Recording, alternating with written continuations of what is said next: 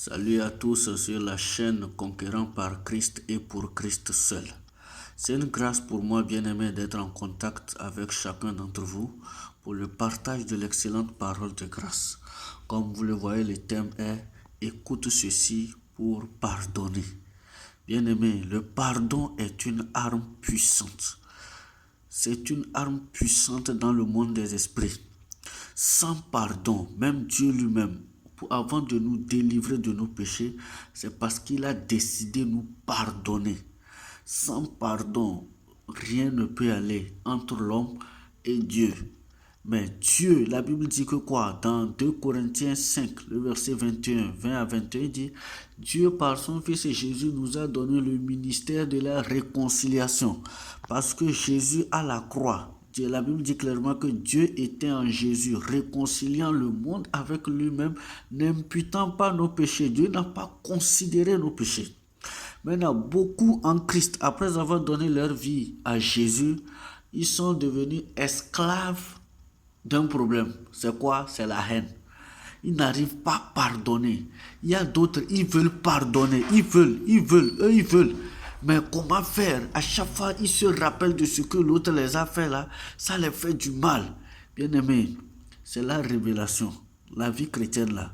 Pour vivre une vie chrétienne dans la paix, le repos, la tranquillité, il faut avoir la révélation par rapport à ce que Dieu nous demande de faire.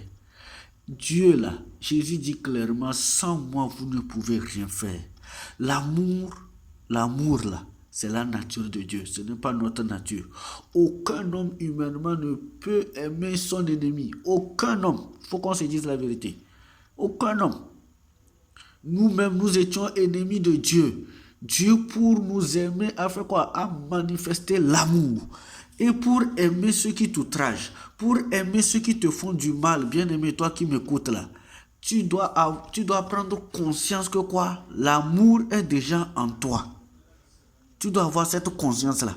Ouvre ta Bible, lis Romains 5,5.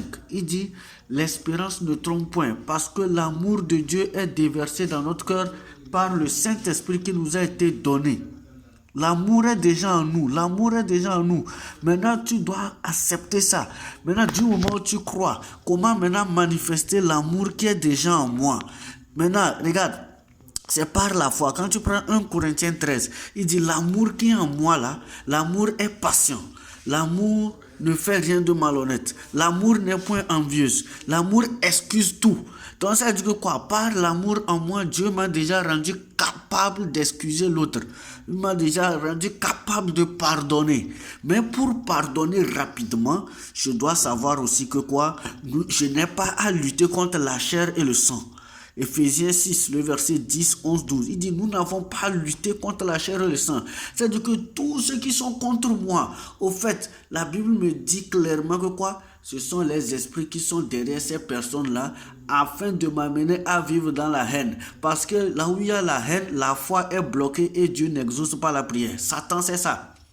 C'est une ruse contre l'église aujourd'hui. Satan utilise les gens pour attaquer le corps du Christ, pour faire du mal au corps du Christ. Mais le corps du Christ n'a pas la révélation. Cette révélation que quoi? Et au fait, ce n'est pas l'autre là qui me fait du mal. Ils pensent que c'est celui-là qui me fait du mal et ils ont la haine. Et tant comme ils ont la haine, leur foi est bloquée, ils n'arrivent pas à entrer dans la présence de Dieu.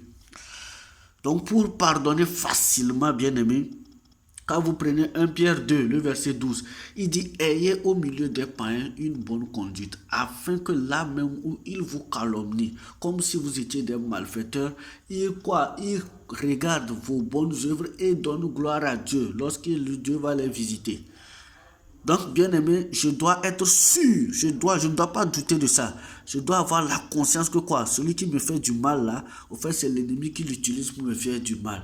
Et en ce temps, le pardon sera rapide parce qu'il ne sait pas.